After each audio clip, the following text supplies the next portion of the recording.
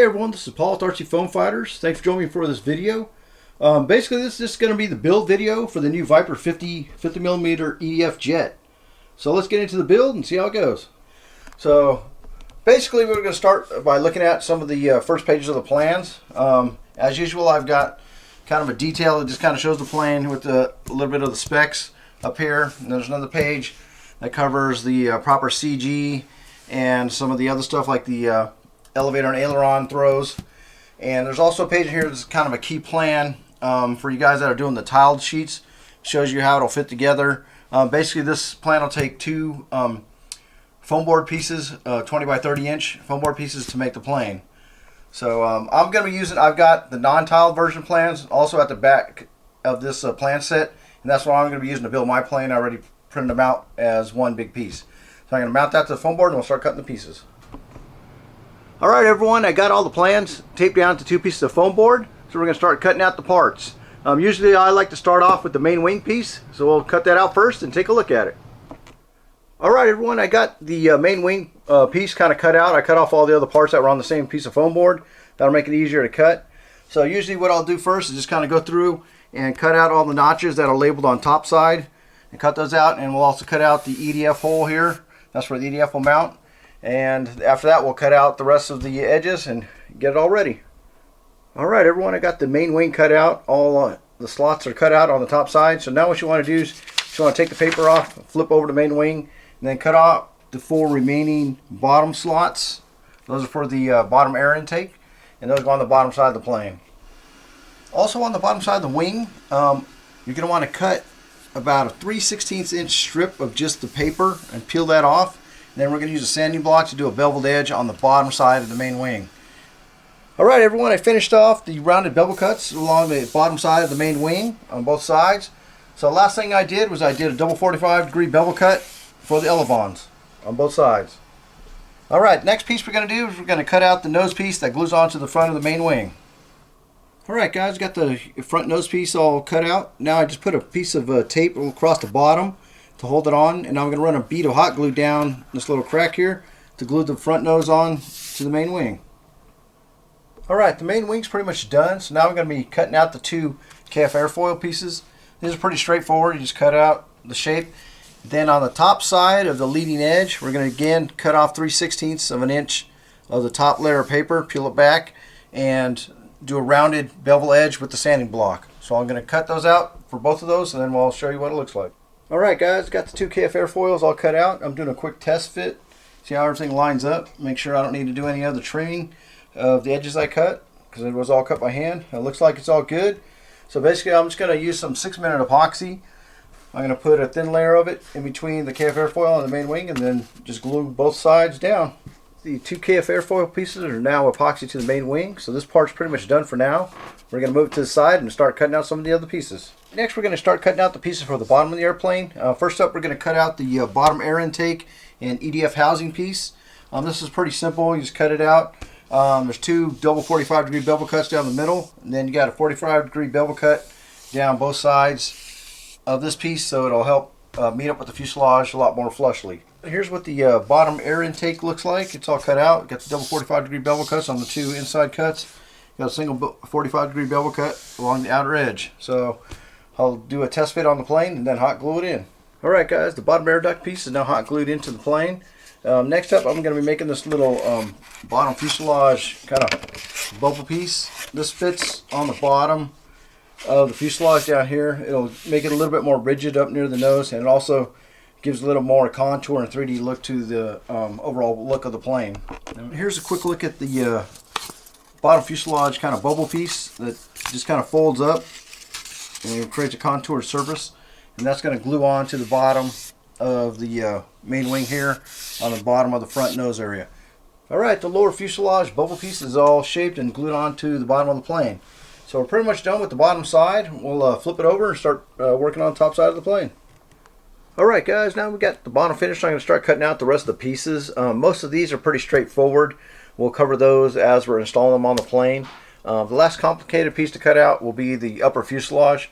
So I'll do that one next. We'll cut it out, and then we'll go over all the bevel cuts and how it looks when it's all done.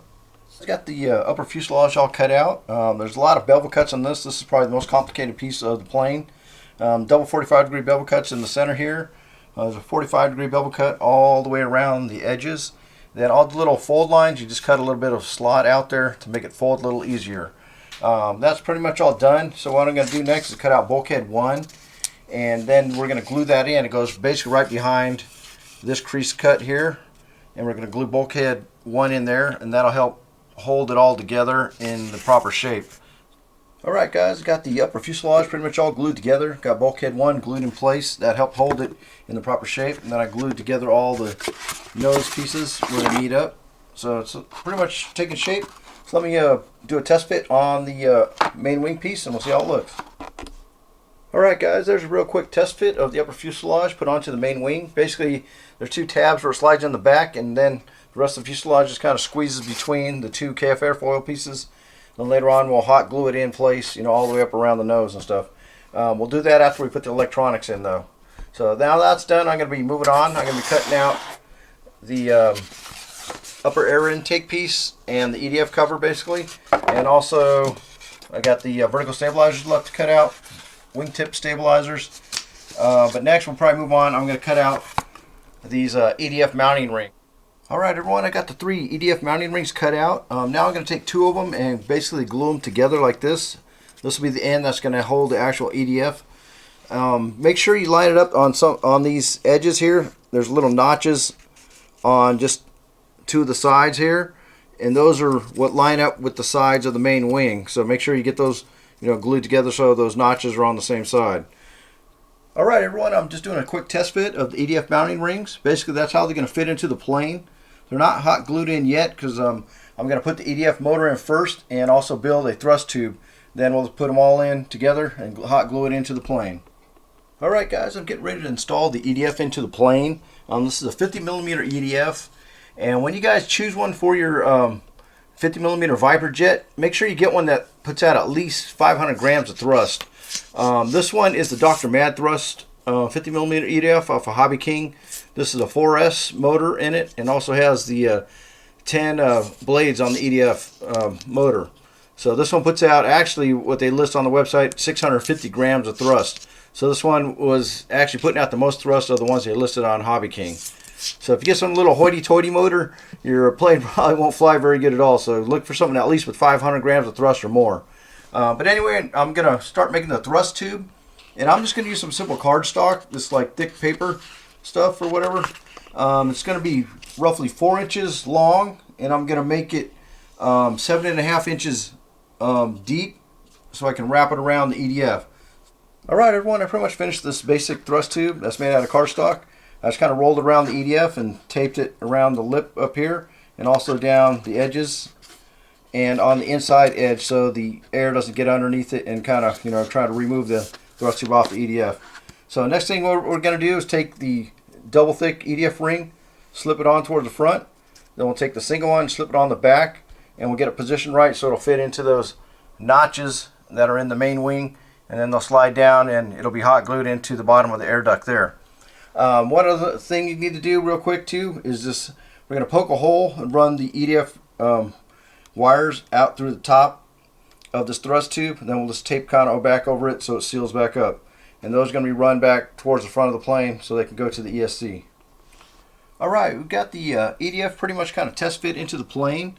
After I got it lined up to where I wanted, I just kind of tacked down the thrust tube to these EDF rings on both the front and the back to kind of hold it in position. So now I can pull out the EDF, put some hot glue around the bottom edges of these EDF rings, then I'm going to glue the whole thing back in. After you get that set, then what I'm going to do is I'm going to cut a little bit out of these rings up front so these wires will sit down in here flushly, and then we'll be able to put the top on over it.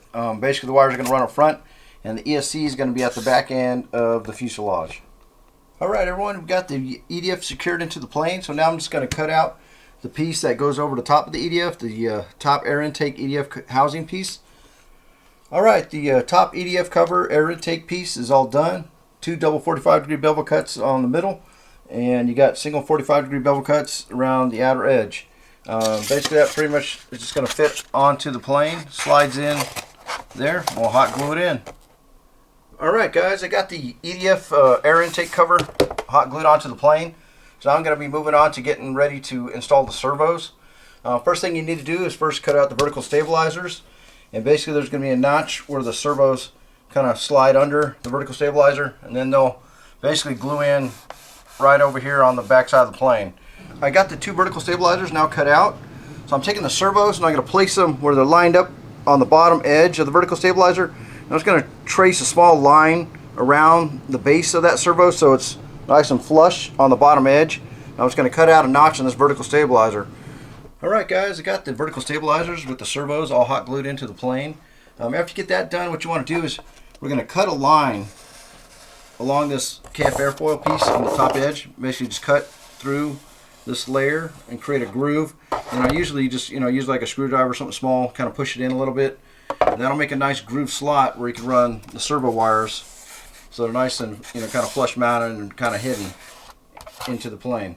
Basically we're going to cut little holes into the fuselage area up here so the wires can come right through and go into where the receiver is.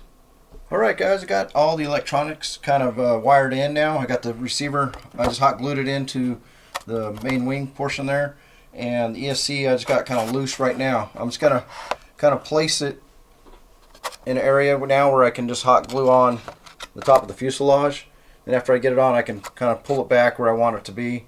And we'll cut a access hatch up front here for the battery, and I already cut an access hatch back here so you can get to the receiver if you need it. After I get it set up correctly, I'll probably just hot glue the cover back on top of it. But anyway, let me get the fuselage glued on and then we'll continue from there. Alright guys, I got the fuselage now glued on to the plane. Now I'm just going to cut an access hatch for where the battery is going to go. So basically I'm just going to size it roughly the size of what my battery is so it can slide down inside. So let me get that cut out and then we'll take a look at it and show you what it looks like. Alright guys, I cut the top hatch out for where the battery's going to go, and I got all the electronics kind of set up the way I want. I got a bigger ESC than I really need. I got 40 amp ESC, so that one I just kind of velcro to the side up inside the fuselage. And I've got everything set up now. The elevon's working in the right way. I got the motor turning the right way. So basically I'm just going to hot glue this hatch back on, and now I'm just going to create probably some magnets or something to hold on the front hatch. As I made the stuff to hold the hatch on, I just put a popsicle stick or craft stick up front. That just slides up under here. I had to cut a tiny bit of a notch in the bulkhead one, and then I put some magnets on the top side here and also on the inside of the plane. So now this should just go in here.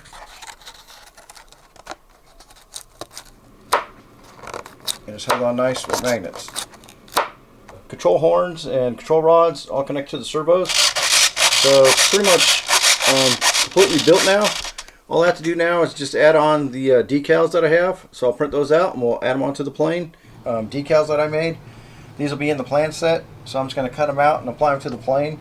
And I'll also probably add some other tape or something to give it, some sort of accents to make it a little easier to see in the air.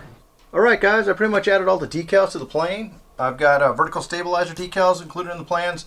There's these little warning labels by the engine air intake, and also the cockpit glass decal. And there's also one other small decal here for the rcFoamFighters Speed Demon logo. I kind of messed up the nose, so I just printed out a black sticker to go over the top of that. That looks kind of hokey, but we'll just go with that for now. Basically, that's it for building the plane, other than the last optional thing you can put on there. These are these wingtip vertical stabilizers. You don't have to put them on, but I like to put them on. I just like the way it looks. So I'm going to hot glue those onto the plane, and then it's pretty much done, and we're ready to check the CG and make sure it's balanced. Alright guys, the very last thing you got to do after the plane's all done is check the CG, the proper center of gravity. And on this plane it's 13 inches back from the point of the nose, or you can also measure it from right where this wing root meets the wing. Measure from there 5 inches out and get it to balance right at that point. So I've got it balancing right now. So I'm pretty good, and that's with the battery and everything in it. So if you don't have the proper center of gravity, your plane won't fly right. If it's tail heavy, it won't really want to fly at all. If it's nose heavy, it'll want to keep nosing down. So make sure you get the proper center of gravity adjusted before you throw it up for the main of flight. But otherwise, it looks like it's pretty much done. So thanks for joining me for this video. Oh, and real quick, I am working on making a bigger size one, a 70 millimeter or 64 millimeter jet. And actually one of our friends, Eric Bennett, I already sent him some preliminary plans, and he's built a 70 millimeter one. So he's going to test that out and see how that flies. So after we get that dialed in, I'll release the plans for the 70 millimeter EDF also. So thanks again for joining me, and see you guys next time.